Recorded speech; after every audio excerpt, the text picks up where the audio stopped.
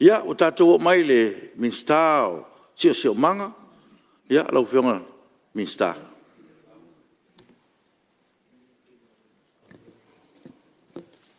Lau whionga le whongwhitalai. E whātau mtau atu, ono le nei wolongo I tino matangi le lei. A wā ua ngā fōa I mautai Tiafau nei.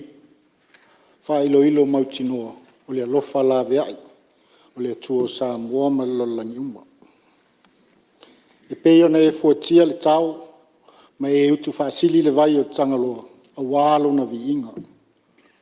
Ma lo le seu silisila, I lau tō te tau avi, a wāle mo te whonu. Whaafitai, I lau whionga. Lau whionga I le whongwhitalai, o te le toe le langa ina le mga alafu, pe ula le whamatua I le afi mūtasi. A wāpa ia tala ngatā o le mota. O tapu I tō, ma wawau e tū maulava. E le aise vave, whaafia mai. Nā te toe ngafa, ma whaafuafuata. A wā e tū maulava. Ta alolo ia la. O le lau o maua, o tātou tiwa I la tasi. O whailea ma mafua anga mawalunga. O te tūla iai, se I tōli ua le puso, o le whaatau ngai le mālu. Ma tūtau, sa whaafua la langa iai le tō whautanga ma le whautanga, I sui Yusufono filfilia o le mota.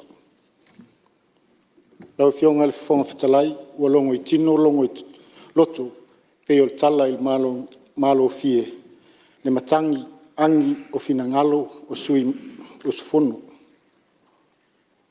Lau ua whionga le whonga whitalai,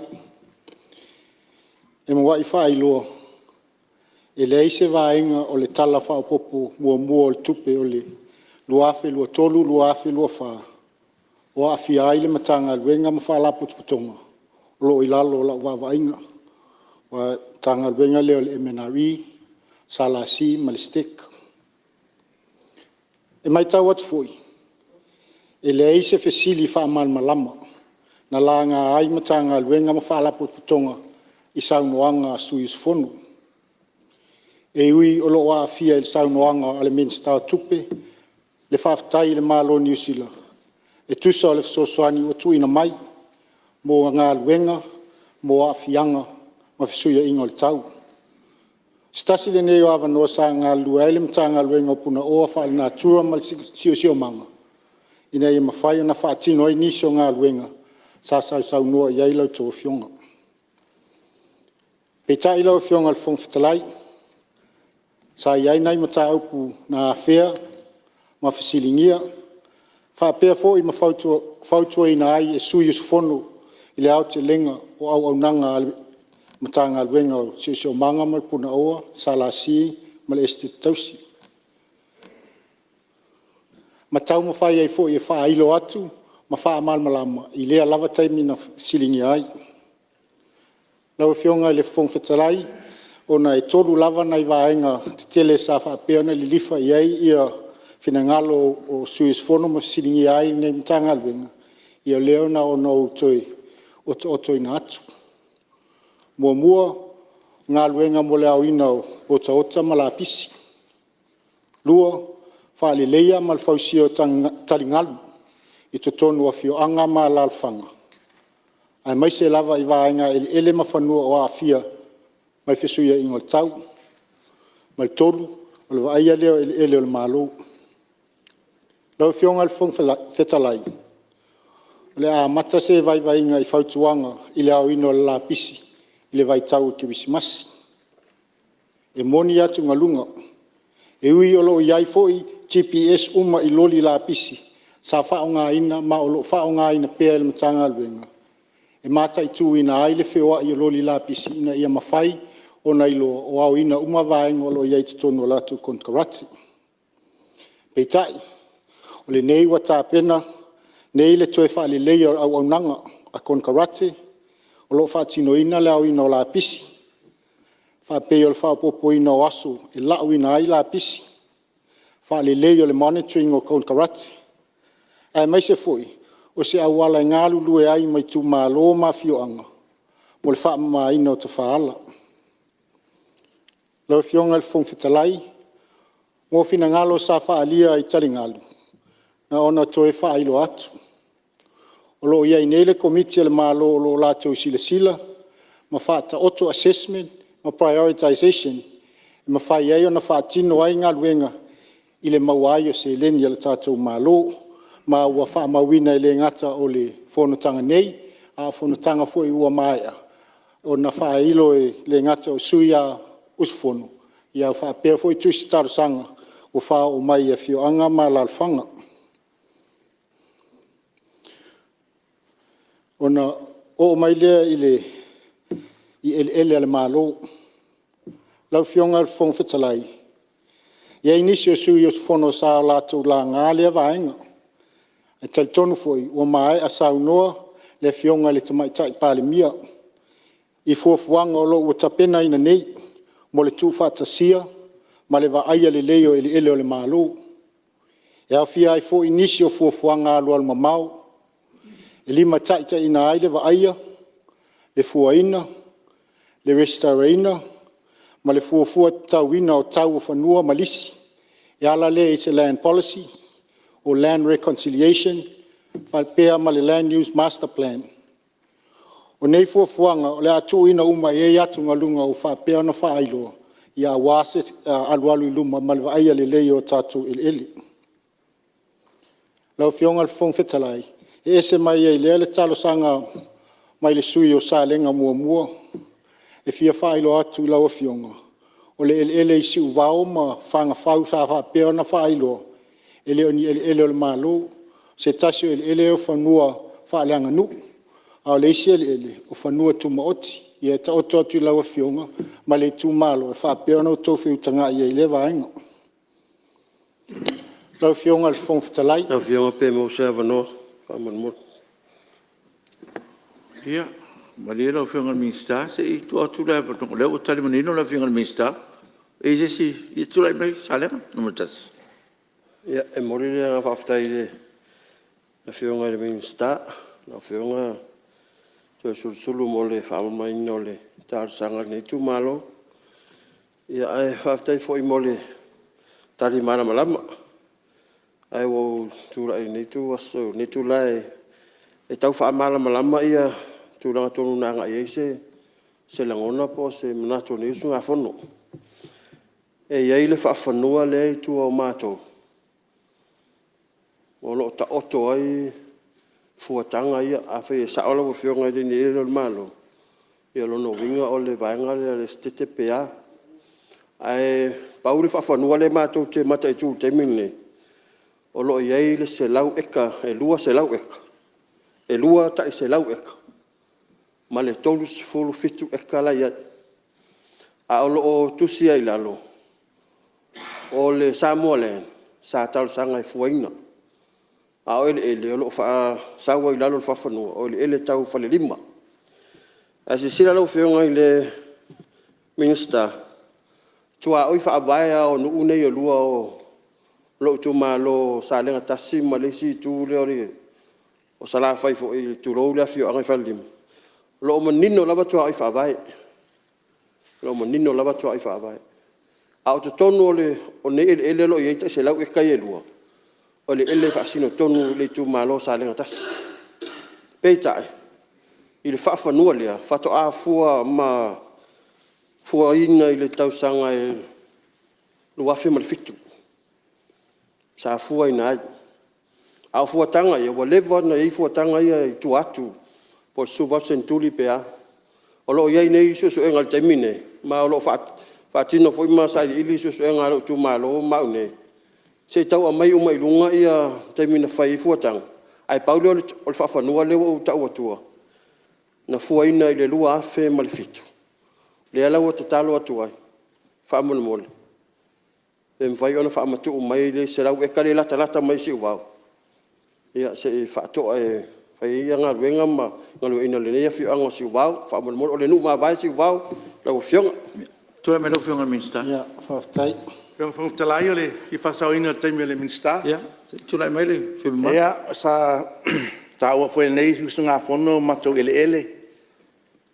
ina ua tulai mai foi na fenga malo ma tulai mai le fionga ya le atinu sai lo le atinu le nau le nei sui pa inga utuana ina ia fa matu i lalo torsu lima fe se tau tau ngofie ia le fe utu te talo atu e se ale atinu le ia ma se me o faia ia le we tulai mai ia o se talo ale na vai monga ia le ele o lo yo mato tua maota ia pele se fa mama avenga mai le tolu lima ile se fulu pe fa pena lona lua la ofenga le minsta we sa no talingalu ele o pose lelo sa anginga i maota le nei le sa no anga te fono tupe o lo fio anga o lauli o le la fa matu e o mai le taimi le nei wa levana ta pena foi fanua se tu lo mo te sa wa ni ma ia lo talia pe se mato fio anga le sa no anga ia le mai tau atu ia le la o ale le nei foi financial ia po le atu langa we talingalu i lauli o le popolenga sui peno fe atu le fio anga ne lauli ele se a au o le moana a vaila si o le tau te mine fa fetaia ona o le tu malo te talo tangata ai to titia fa fati ngalu pe le nganga na lo fionga le mistau si o manga se asi atu ona le fio tu atu mai tai palemia ma fio tua ele o sila atu le ma fatia o le o le tai o tau a faina ia le ne fionga no fionga tala te talo le Saungo sa ol fai pule e langam kau. Mele tu poi fala la vel tato fon. Ma to so ele tem. Fa nga tau tato tem ma fu tato fa mtala. Kau sanga pe o pa fa pe o kalinga ngai fia mo. Ia, tu lai mai lau whiunga mistau. Lau whiunga le whongwhitala. Lau whiunga mistau. Ia lau whiunga mistau mo whasau i lote. Tu lai mai lau whiunga le mistau. Whaaptonga tatu malo. Haftai tu la vela whiunga le ua pasi umai o ia mistau o foi o sio manga ia na mita upu. Ar mea leo whamai e lese mea o whaia. Ia tasi lea tu marolo la vei la lo whanua whaatau whaatonu. E tasi kua ta eta, ai whaatau whaatonu. O lesi fo i me lo la vei la lo tūlanga lea, ona sui o komiti o whanua a le tu malo. E o ese lo lesi komiti, o mai lesi komiti, e ese fo i a la tau whainga. E o mai fo le i e sa la sina mai teimi, e ese fo i la tau fufuanga, e o ese atu la tau, o mai le sa whamamna mai le fionga le i le a fo i le whaipule. O le si fo i mea, o lo i eina i whaitionga, e whaasanga i le fionga whaipule. Ona e nofo i le tong, o i whiafo. Le tong, i vailele, le e nofo le tong, ai o whanua i ea teia, o vailele. Lea lea foi la sa tau whai whaasaon na vai teimi. Ia o tele o umanta, ai le whape leo lei se men whaia, sa tau whaasao, ia nei mata upu, sa whale tonu. Ia e atonu leo o atu i o le fionga i le sisio manga, le fionga le mistau sisio manga. O imsalo i nā le la mawai lo mapsanga lau fionga le whaipule, whaftai. Ia, te tula bai lau whiunga sui mausat pai tea? Haftai lau whiunga, mo le awanoa. Haftai le whiunga le minsta mo sau noanga fo e winga i tani ngadu. Tanga tasi le mtau pula sa o umia se o tautala i le whiunga le minsta. Mana e yoro whaangaso longa le sau noanga le minsta. Ato e o mai whasivaenga le whapea i le mau ai o sa tupe. Ia, nā leo titi leo tutala tupe e le wa tupe le mai e New Zealand pe su 5 milion. Le foi sauta ua pe le ase taimi e mautingoai. Pe fise vaenga le tupe le tuku mai i le fionga le mista. E fai ite ngatu wa o meo climate change le paanganga e le tupe lea. Ia, pero taimi na tawa iloa o na malama le matou nei na vea i marisui lea na o le vai maunga. Le fai mai toi titi awa fati ngatu. Au tau tino atu. Le vai aso le te nei le vasou wali mea. E le toi titi fafati ngatu. Na fafati a ngatu dungo na walo sat pui te afa mole mo. Tua mana mial so sangi te mi nei. Ia, awa vai mau o marise e le ni lea. Ia ona iloa le sa pui te. Ia, pe mata nga fati ai le. Te ngaru pe on tau sangaina. Ia, fatai le ua amata nga ngai oi lau whionga mista. Ia, malo, le whaafonga mai le whiunga mista, ia, tu le me lau whiunga mista. Aftai lau fionga ile fong fitalai mulawa no. Ia se amata mai le ta upua salenga mua. O le whailonga o le waenga na whailoa atu lau fionga. E le se. O le whanua le toa o imwhanga whauma si uvao. O le whanua le a whaaleanga nu. O le whanua le vao whanga whauma whaia ai ea. O le freehold land. Whanua ia, e leise whanua o le malo vanga nā le toa o io si uvao ma a foi. Ma whale lima. Leftoa e wha saunua mai e te mini. O le ele Cornwall Estate le aluatu ai i le toa o ilea. Mai ele o le luafe ma le fiti o le tasiva o no wha ma le ono lima le na taina. Ele vao ma toi tuto ina. Ele whato anga lea. Le o mai te mini olo i e whato anga. O le anga i luma le vātonu i lalo le sa i papo vele este tausi aso ia. Whanua na olo i pauna whanua olo i lalo le malo o le Cornwall Estate. Olo whaatino ele tatou whaasao ma le tatou forestry plantation. Ia lea whaisa i ele sa ele este tausi ma olo i lalo salasi ai ele ini ele te se lau e ka peona e saunua i a whai e te fia malama le iai. Ia oawa nolo ofisa ia po le mtanga alwenga fui. E whailo le atu ia whawhanua lo iai le tūlanga. O nau se e maila ia i talasanga... Mule lau fionga pe... O se avanosi, manu le te esi maita. Lau fionga le fong vetalai. O le usau manino le minsta. Ia, e le foi na whaisi whaafina mua inga le. Tūlanga le leo manino sau noanga le minsta. A le fe o tu atu mo le avano. Eisi taimia na e fio le official minsta. Ia, e whaalau tele, e whaamama matiri tūlanga le. Nga leo sau no manino le minsta. Ia, lau fionga e. A valava ma whaaloalo atu i lau te tainga. Nga leo sau noa le minsta e le ingi whaafanua ta i se lau eka. Lau fionga le ia te au whaafanua le. Ia.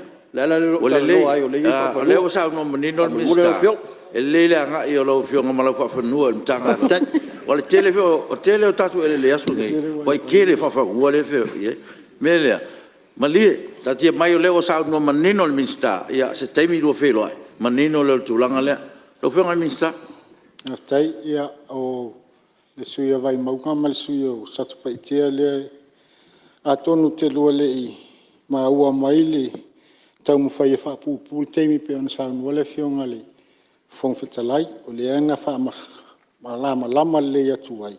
O tali ngalu o le ua umana tāpena fofuanga ma assessment al mtanga alwenga. O leo whata o toai i al whatinonga o ngā luenga. Pe a maua se leni. Pe ona e sila fia le tatou talo tupe lena i nei le whasela uafi. I o lewa i ia a fio anga wa umana whatina whaia e assessment. O la tamu whaia whatino ai. O nisi fo i o lea fo i sa maua watu ai fo i se vai ngau i teimi o tua nai. I o tatou se leni o lo whapea ona tamu whaia sa ili mai. Ia mwhanga solo i whatino i no nei vaenga. Ai tonu le mints le whaipule o vai maunga. Ia tonu e asiasi pe ia i lo fioanga. Ai ua tolu nei vai aso o ngā luen tanga luenga fuanga whanua. E fuam whatūlanga ia le ia lo siwo. O te reiro lapo le ale si vaenga le tau noi. Ia le ua whatino. Ai ia whapea fo i le fionga i le ia satupaitea. Le si la fia le ua lua nei vai aso tana o atu tanga luenga. Ma o whanga solo fo i ngā luenga lea. O lo whapea ona o lo iaia fo i vai aso nei tanga luenga. O lo whanga solo ngā luenga. Ai tau to mai lo tau whatuatuanga. I le pei ona o tau saunoa iai muamua. I o leo lo tātou tamu whai e whatino. Ia, leo manino le vai. Ia. Tau noa lau fionga. Ia, lau fionga on mai ailes vai inge tuso whinangalo suis fono. Muamua le whaftai atu mtanga luenga. Lalo lau teita inga. Mo le whautua ma ngā lue. A wase manui o Samoa. Ona wafe atu ai le tapua inga. Ma whanono manua si o itu malo a ana Alofi lunga wha.